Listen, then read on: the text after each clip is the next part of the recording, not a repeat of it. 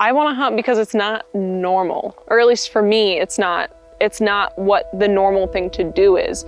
I grew up believing that the normal thing to do was go to college, get a 9-to-5 job, do that for 40 years, but that's not the way I want to live. I don't want to live shoving crappy food into my body. I want to know where my food comes from, and I've learned the best way to do that is to literally collect the food yourself. So learning how to hunt and how each environment is so unique, each animal is so different, is something that is just a skill that can only be taught through doing it, and that's something I really admire. For somebody that doesn't want to live the normal life and be in the mundanity of the 9-to-5, this adventure is what I'm here for all day, every day.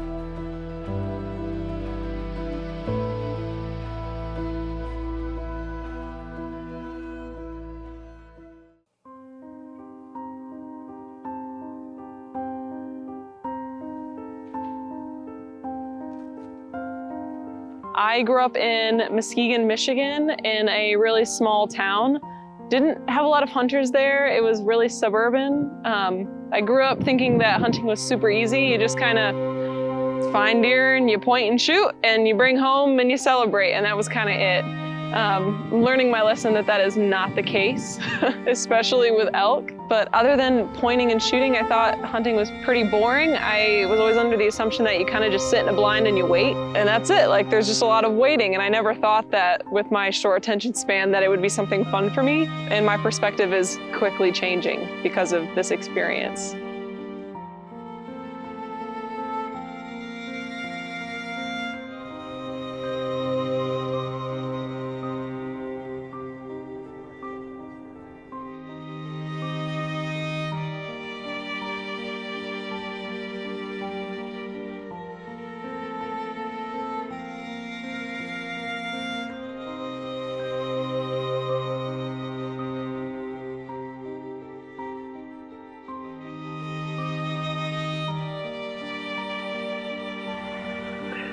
Let it turn broadside.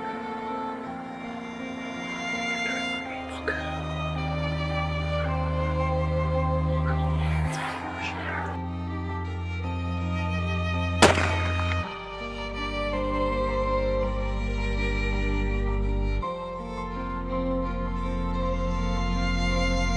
Well, I don't know. To be honest, I should have been looking through my glass, but I was pretty worked up, so.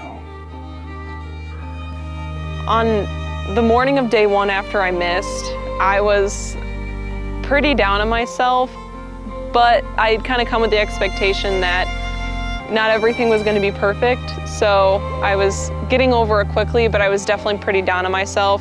I was really expecting to just kind of come out, shoot, and celebrate. I wasn't really expecting to go through the emotional turmoil of missing and then worrying I didn't miss and recovering, because I thought maybe that had ruined the entire hunt. Not understanding anything about elk, I thought maybe they had ran off and I wasn't going to see them the rest of the week.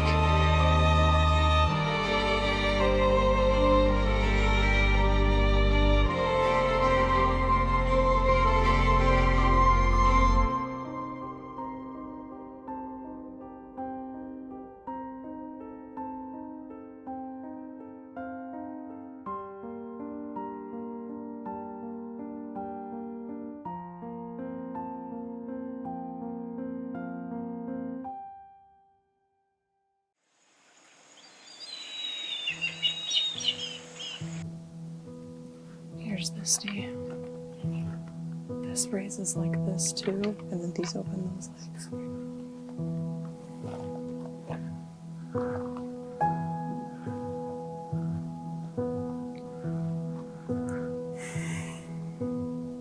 Getting into the Freund family has been an experience. They're really tight-knit, and even though I grew up in a really chaotic family myself, the Freund family is just like super close-knit, which brings chaos even closer. So it's been interesting. They are huge adventure seekers, just the entire family. So I've really, really liked it. They've definitely scratched that itch of mine, which had been missing for many years after I kind of got out of my parents' house and was on my own. That road goes all up through the mountains and around. He went down the road and cut across the middle. Okay, and we never went through the other side. We only went and did a U-turn and came back. So, you know. Hunting with Jim Freund, my father-in-law, is really interesting. He is a very centered, very even person, and when he gets hunting, his entire personality changes in just a blink of an eye. He gets very excitable. The moments right before you take your shot where you're all lined up, you can see the animal, he just completely loses his cool. I mean, completely, which is something I've never seen before. I never really pictured myself having a great relationship with my father-in-law when I did get married, so having these experiences with him is better than anything I could have imagined in life. So I really like hunting with him and getting more of these shared experiences with him that aren't just like sitting on a couch or spending money out to dinner. You know, here he's teaching me everything about where that dinner came from. I can see exactly where my meal is coming from, all the way from when he told me how to set up the tripod, how to pull the trigger, all the way to when it's on my plate and I'm eating it. So sharing those experiences with him is just once in a lifetime.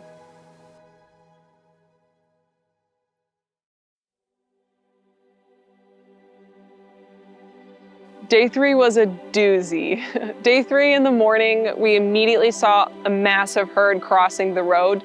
So we got dropped off and we ran out to try to catch up to them. And because our tripod we were using was set perfectly to my height, it was as tall as I was basically, and it hit a lava rock and basically catapulted me into the ground scorpion style. And when I fell, the scope hit the ground first, followed by my face. Luckily, nobody was injured, nothing was hurt, or so we thought at the time, but we quickly gathered our things. I put my tears back in my tear ducts and we ran off to try to catch the elk. We did eventually catch up to the elk and we did take a shot, and it just completely missed. Even in the film, you can see back where it hit the dirt next to the elk, and they kind of saw that, spotted us, and then darted. And then we totally lost track of them after that. I mean, they were miles away in just a few minutes, it seemed. So, yeah, Day 3 was interesting. Come to find out, we had actually broken the scope when I fell on it, so we had to switch out guns after that, but scope was completely broken. So I blame the lava rock for that. It wasn't my fault. It was the lava rock, for sure.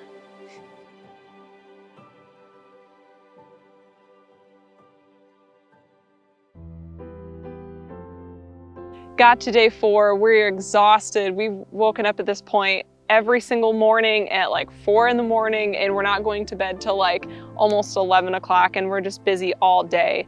So by the time the 4th day comes in the afternoon, we're just dog tired. But then after finding our way a little bit through the giant sage bushes that you see everywhere, we eventually find the herd, and it's like 50 strong. And it feels like every single turn you're seeing more and more elk, and you realize you're just surrounded by elk, which is such a weird feeling. I mean, these are 400 or 500 pound animals, sometimes more, and they snuck up on you. And then all of a sudden they're just all around you, literally surrounding you. You turn and there's another one there, and you turn and there's another one there, and they're all popping out of these sage bushes.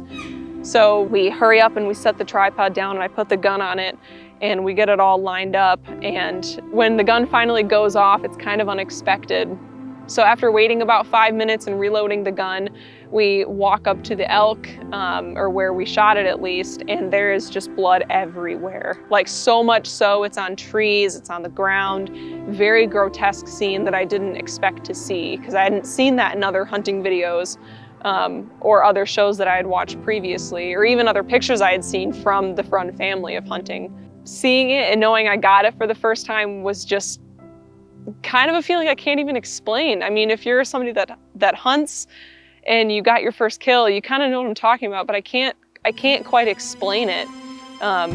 It's not really a sense of excitement. It's more so like a really overwhelming sense of gratitude that your family got you this elk, that all of their efforts and all of your friends and family that led here got you this elk. It's not just your efforts, but it's a whole community effort that got you this elk. I just want to say thank you to the entire Freund family, everybody that helped out and everybody that was there morally for me. Obviously my husband, the one behind the camera right now, helped out a ton. He was there with me through all the tears and all the excitement and everything. And then also to my mother-in-law, who was always the positive voice in the room, literally no matter what. And then to my father-in-law too, who obviously the entire hunt helped, throughout the entire process. So knowing that so many people care about you enough to help you in this journey of getting your first elk and your first kill is just such a blessing in life. It's not even describable.